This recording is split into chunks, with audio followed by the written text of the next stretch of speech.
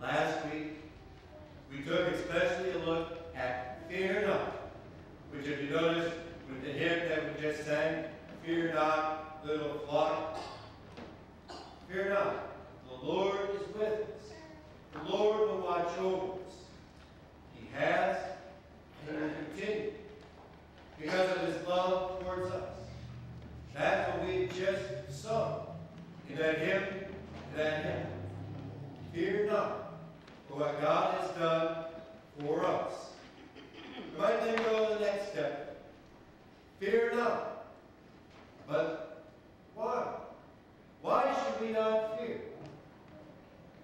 And then we see our epistle text for today. And in that epistle, we find out why. Because it is by faith that we walk where God has sent us. That it is by faith that God directs us. That it is by faith that He is there each and every step of the way. And in fact, this text is so much about being by faith. In those 16 verses, it says by faith 9 times. And the actual word faith is in those verses 13 times. Okay, one of those 13 is faithfulness. But you get the point. Faith is at the center of us. And in this letter, Paul's writing to the Hebrews. In the time that Paul was writing, especially to the Jewish people. So when he's talking about faith, he starts talking about the stories everybody knows, about the people who came before. He goes to the Old Testament. Now some people will hear the Old Testament, and they'll say, well, you're going to talk about the Old Testament. Well, that's all law, right? That's all this is what you have to do to be saved. We're here about the gospel. We're New Testament people. And with us, how are we saved? By faith. Wait a second, is that what Paul said 9 times? By faith, we are saved. Throughout the Old Testament, and in all the stories that Paul's going over, he says, why are these happening? Why are they saved? By faith. The way God acts did not suddenly change in about 3 or 4 BC, when Jesus was born in Bethlehem. The way that God acts towards our salvation did not suddenly take a detour in 30 AD, when Jesus died, rose, and ascended to heaven. Now, did the facts of the matter change? They did. Because now we look back at what God has done.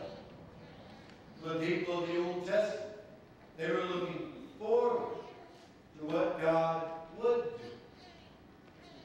We got a little bit of that too, don't we? Because we do look back at what God has done. He has come into the world. He has died on the cross. He has risen from the dead. He has ascended into heaven. He has done this.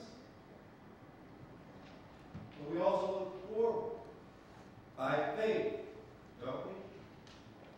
We look forward to, in the words of our text, our hope. We look forward to what God has set up and prepared for us. And in fact, when we look at faith, the very beginning of our text, and as I go through the sermon, I'm going to be reading different portions of our epistle. At the very beginning, it says, what is faith? Paul's going to talk about faith. Yeah, okay, we'll say what it is. So Paul starts out. Now, faith, that faith that the people in the Old Testament had, what God would do, in fact, what He'd done for them where they were at, that faith that we have today, of what He has done for us, what He is doing for us now, and what He will do. That faith is the assurance of things hoped for. Think of it. It's the assurance of things hoped for. The word hope here is not